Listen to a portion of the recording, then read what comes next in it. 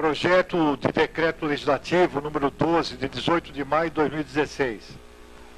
Comissão de Finanças e Orçamento. Vereadores Vilmar Donizete Rodrigues da Silva, presidente, Aguinaldo Bonfim de Souza, relator, e Antônio César Peguina, revisor. Aprova as contas da Prefeitura Municipal de Sertãozinho referentes ao exercício de 2013.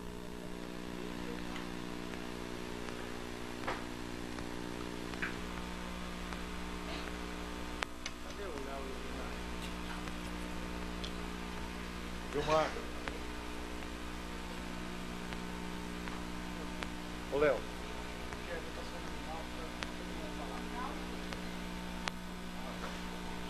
Quer que chama? Léo Meira.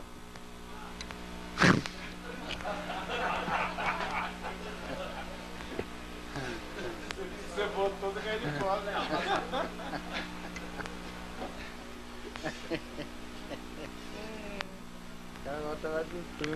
Eu queria solicitar aos senhores vereadores, por se tratar de uma aprovação, de uma conta do exercício do ano 2013, e com parecer do Tribunal de Contas e parecer da Comissão de Justiça e Redação, e para que fique bem consignado isso em ata, e também pela STZ, pela transmissão da TV, se os vereadores falassem no microfone se aprova ou rejeita o parecer da comissão, ok? A votação é única e nominal. Por favor, o secretário faz a chamada dos seus vereadores. Adenir José Soldera. Pela aprovação.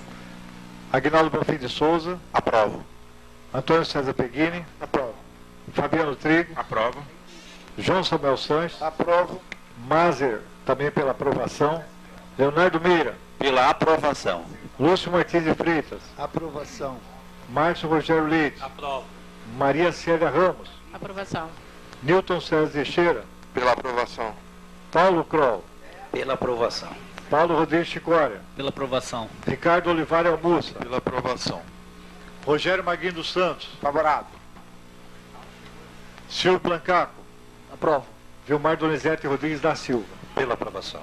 Lembrando, senhores vereadores, que a votação é única. Foi aprovado pelos 17 vereadores as contas do exercício 2013. Justificativo, senhor presidente. Justificativo, 1 minuto, vereador Léo Meira. Boa noite, senhor presidente, membros da mesa diretora, colegas vereadores, munícipes que nos visitam e aqueles que nos assistem pela TV Câmara. Senhor presidente, votei favorável às contas do prefeito Zezinho Gimenez, em decorrência da indicação do Tribunal de Contas do Estado pela aprovação das mesmas. Eu gostaria de deixar mais uma vez, senhor presidente, consignado que em 2009, quando exerci o meu primeiro mandato, eu fui contrário às contas do prefeito Zezinho Gimenez, em decorrência da mesma razão, no caso invertida, haja vista que naquela situação, o Tribunal de Contas do Estado mandou um relatório aqui pela desaprovação das contas. Tá? Então, assim, eu gosto de ter posicionamentos, e eu não sou técnico na área de contas públicas, né? Apesar de ser advogado e ter um curso de gestão orçamentária, a gente se esforça, mas vindo um parecer pela aprovação, eu não poderia seguir entendimento contrário. Portanto, o meu voto foi pela aprovação e sempre será assim, sempre que o tribunal apontar pelas contas regulares, senhor presidente. É justificativo. Vereador Soldera, 1 minuto.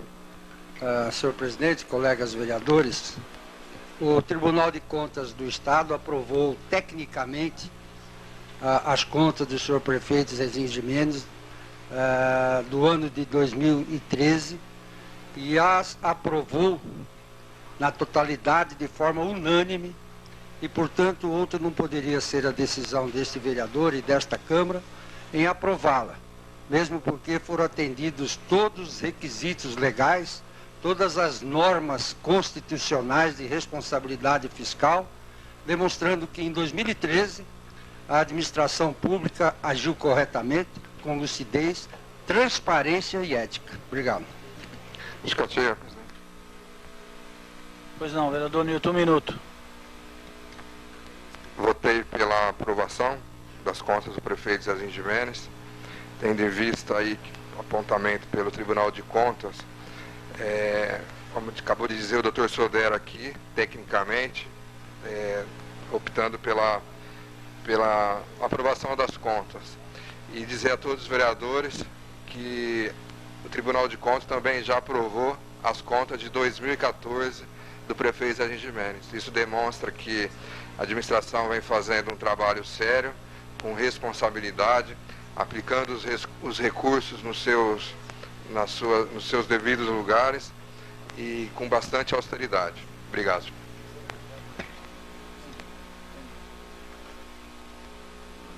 Na ordem do dia, Fabiano Trigo, João Sanches, Mazer, Léo Meira. Vai falar? Mazer na ordem do dia.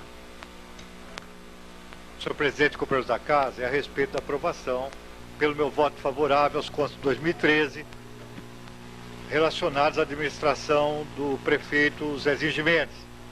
Nós votamos favorável pelas razões que o tribunal nos expõe. Ocorre, Silvio, você que é presidente da casa hoje, trabalha aqui com tanta transparência também, exemplo de outros presidentes que passaram. Bom, fim, é algo interessante que acontece. O estado de São Paulo, Kroll, tem cerca de 642 cidades, algo assim. Quando uma conta, seja da Câmara Municipal, do Poder Legislativo ou do Executivo, Chicória, cai na mão de um dos conselheiros, ele tem uma visão, um outro tem outra visão.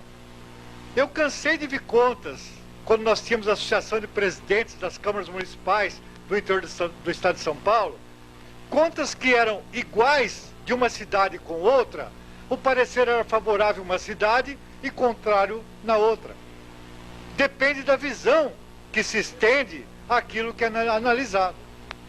Hoje, há uma unanimidade em tentar se buscar um consenso, porque, na realidade, muitas prefeituras têm, às vezes, as contas rejeitadas, em outras cidades, as contas aprovadas. E eu já quase me arrependi disso aqui, presidente, quando nas contas de aprovação do ex-prefeito Quingago, que o meu voto deu pela legalidade das contas do Kim, e elas passaram, e à época, vereadores contrários, de oposição, quiseram fazer uma pressão muito grande. Aí houve, o próprio ex-prefeito recorreu, ele ganhou na justiça, e se eu tivesse votado contrariamente, eu estaria hoje com a minha consciência, Lúcio, não em paz. Então, nós precisamos tomar muito cuidado quando vem um parecer contra do tribunal, porque depende do conselheiro que analisou.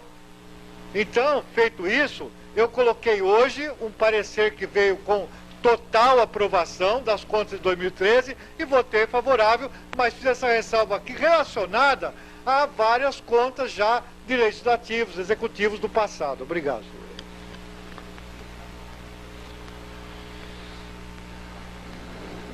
Léo Meira. Léo Meira. Não, ordem do dia. Lúcio Martins. Márcio Leite. Maria Célia. Newton César. Paulo Kroll. Paulo Rodrigues Chicória. Ricardo Almussa. Rogério Magrini. Ordem do dia. Senhor presidente, novos colegas, eu votei favorável às contas do prefeito atual, Zezinho Gimenez, e vou votar na semana que vem as contas do prefeito Nério. Porque eu entendo que o Tribunal de Contas, o Mazer colocou aí bastante correto, na época, eu tive as minhas contas agora há pouco reprovadas pelo tribunal, mas ele mesmo colocou o tribunal que eu não tive dolo e nem agi de má fé, e nem teve improbidade administrativa, apenas para interpretação, tá? Para se fizesse o concurso público. Correto, nós fizemos o concurso público, dispensamos funcionários, fizemos tudo que o tribunal provou. E agora a justiça com certeza vem e aprova, como rejeitou no passado umas contas minhas do Silvio, né, Silvio? Nós fomos na justiça e a justiça falou que nós estava correto. Era apenas uma interpretação do Tribunal de Contas, do parecer. E na época eu tive uma conta rejeitada por política, porque na época eu não apoiei o deputado Fleury, que era do meu partido, e ele foi para o tribunal, lá no tribunal pediu para que minhas contas fossem rejeitadas, sem motivo. Aí fizeram uma interpretação lá, olha o absurdo. fui na justiça e ganhei. A justiça falou que eu estava correto. Então o tribunal também é político, tem que tomar cuidado com isso. Tem que tomar cuidado. Fleury na época foi bem claro comigo, se você não me apoiar, eu vou fazer rejeitar tuas contas. E foi lá, interpretou e rejeitou minhas contas. Eu fui na justiça e a justiça falou que eu estava correto, estava certo. Entendeu? Então, como que você vai votar aí um parecer do Tribunal de Contas, se cada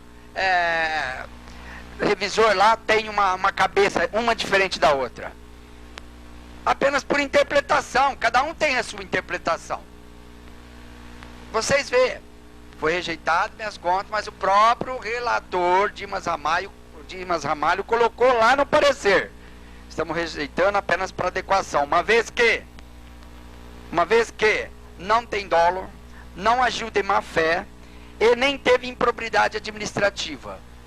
Quem colocou isso foi o relator do conselho lá, do Dimas Ramalho, do Tribunal de Contas. Colocou isso. Então, você vai na justiça, você ganha na hora. Isso aí, o próprio tribunal já fez a minha própria defesa. Isso é importante, então, para que a gente tenha consciência aqui, tomar cuidado. Você vota aqui, ele vai na justiça, ganha, e aí? Aí a gente fica em mal situação. Então você tem que votar, eu entendo, pela legalidade. Até porque todos os prefeitos que passam tentam fazer algo por Sertãozinho.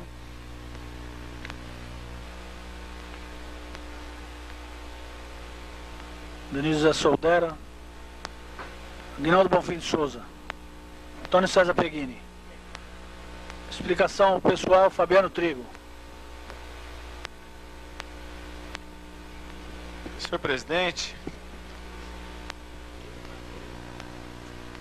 logo na manhã de hoje, nós fomos acordados com a notícia de que a cúpula do Poder Legislativo Nacional estava com a prisão preventiva decretada. É uma coisa... Estou tentando terminar. É uma coisa que me preocupa. Esses pedidos de prisão preventiva, de forma reiterada pelo procurador, é uma coisa que preocupa. Eu me lembro que esse país passou por um período em que muitas vezes você era punido por uma questão de opinião. Eu acho que a banalização dessas prisões preventivas, desses pedidos de prisão preventiva, primeiro que gera um julgamento antecipado.